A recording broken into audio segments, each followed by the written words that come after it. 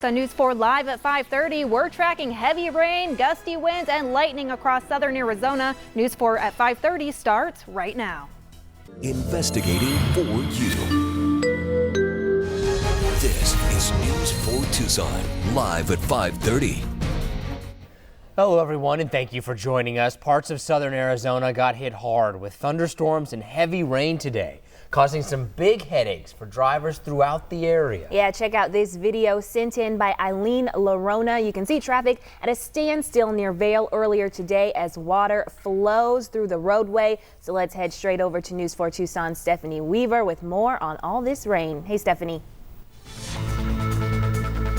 Good evening. Storm alert is extreme, and that's to persist across southern Arizona. We can see that heavy rain, we can see frequent lightning and gusty winds. Now this storm motion is moving to the southwest, but we're going to see those showers continue overnight and then once again tomorrow. Now clearing this out with lightning, we see some lightning strikes off to our east. We've seen about one lightning strike in the last hour. That has diminished, but we've seen a lot more than that over the last couple of hours, and we're going to continue to see those thunderstorm chances increase in the next couple of hours and especially overnight tonight. So 3 things to know. We're going to see those showers persist into the overnight hours, and we will have a 30% chance of showers tomorrow afternoon here in Tucson, but drying out and heating up middle of next week. I'll break all of that down coming up in just a little bit. Nick, Aaliyah.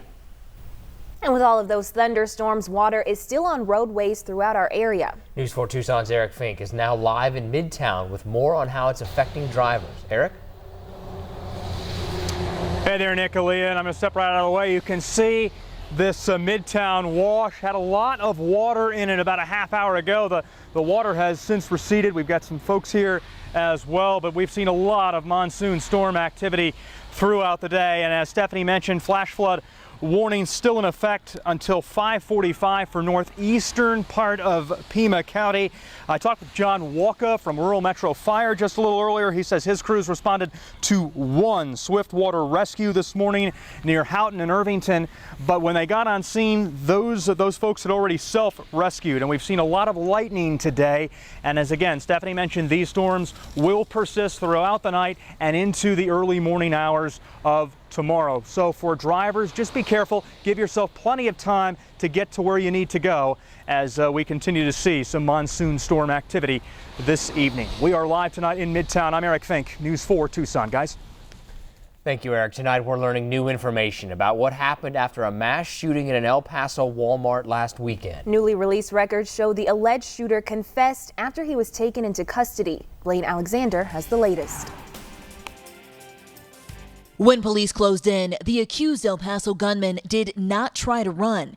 Instead, the man, who police say just moments earlier murdered 22 people at a nearby Walmart, calmly told police, "I'm the shooter." In a newly released arrest affidavit, he spells out his racist motive, telling officers, in his words, he was targeting Mexicans. It's just been forthcoming with information. From what we saw initially, it's definitely indicative of hate crime. Today, 3 more victims will be laid to rest. 56-year-old Maribel Hernandez Loya, who leaves behind 4 children, and Jordan and Andre Anchondo. The couple died shielding their 2-month-old son Paul from the gunman's bullets. Earlier this week, President Trump visited El Paso and met with the Anchondo family. But this morning, a photo from that meeting is drawing backlash. Tweeted by First Lady Melania Trump, it shows her holding the orphaned infant.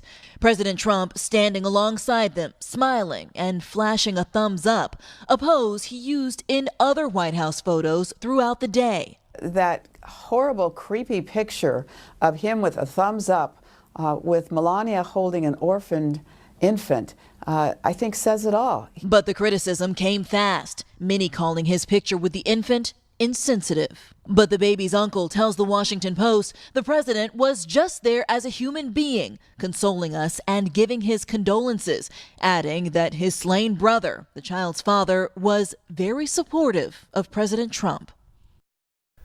1 man is dead and 2 others are in the hospital after being attacked by a swarm of bees. Cochise County Sheriff's officials found the men after the deputy pulled over a speeding car Inside, he found a 73-year-old man who was allergic to bees in the back seat. That man died before he could get to the hospital. The 2 other men were airlifted to a Tucson hospital for treatment. Officials say the 3 men jumped into the car and drove for help after they were attacked by a swarm of bees while working near Atkins Road. Accused sex trafficker Jeffrey Epstein has been found dead in his Manhattan jail cell after apparently taking his own life. All of this comes just one day after new documents detailed what happened to one accuser and implicated many other prominent men. Chris Pallone has the latest. The Justice Department says financier and friend to the rich and powerful Jeffrey Epstein killed himself in his Manhattan jail cell Saturday morning. Epstein was a convicted sex offender who was being held on federal child sex trafficking charges after being arrested last month. His indictment alleged Epstein recruited girls as young as 14 for sex. Epstein's death comes just a couple weeks after he was discovered injured in his cell. He was put on suicide watch after that incident, but sources tell NBC News Epstein was not on suicide watch at the time of his apparent hanging Saturday morning. It's unclear why. Now, 2 federal agencies are investigating. It's hard to understand how this could have happened. Attorney General William Barr said he was appalled to hear of Epstein's death, and Nebraska Senator Ben Sasse said heads must roll after the Justice Department failed to keep Epstein safe until his trial. Also outraged, Epstein's accusers. He brought me up to the upstairs room, which had the massage room. Jennifer Arose accused Epstein of raping her when she was 15. She said in a statement, while Epstein is gone, justice must still be served.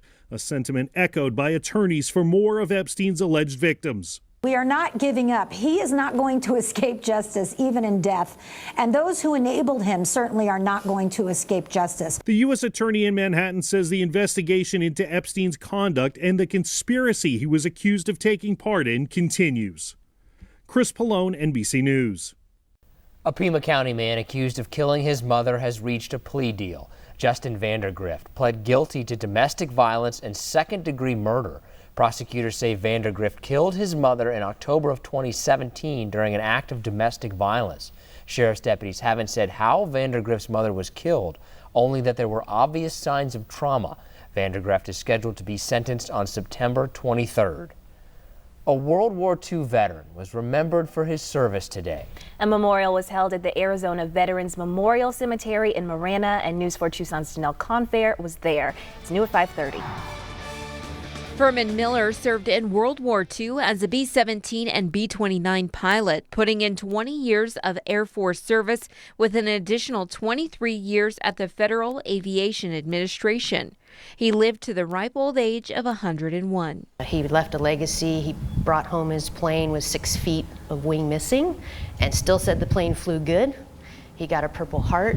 When he landed, he didn't even know he was bleeding until one of his soldiers told him that he was. In his eulogy, he's described as a storyteller and a family man, married to the love of his life, Velma, for 67 years. Just an incredible pilot, incredible man, loved to tell his war stories and, the occasional inappropriate joke, but we all loved meeting with him and talking with him. On Saturday, his granddaughter received a burial flag, a forever reminder of her grandfather's service to our country. Now he is with his lovely wife and bride in heaven and tearing things up there. I'm Janelle Confair, News 4 Tucson. Arizona voters may once again get the chance to decide if recreational marijuana should be legal. Advocates say they filed paperwork to put the question before voters in 2020. They'll need to collect at least 240,000 signatures from registered voters to qualify for the ballot. The initiative would allow adults 21 and older to have up to 1 ounce of marijuana, but smoking in public places would be prohibited. Coming up next on News 4 Tucson Live at 5:30, a fundraiser took place today to help a Tucson police canine who is suffering from a possible life-threatening illness. Plus, there's still time to be part of our News 4 Tucson Live.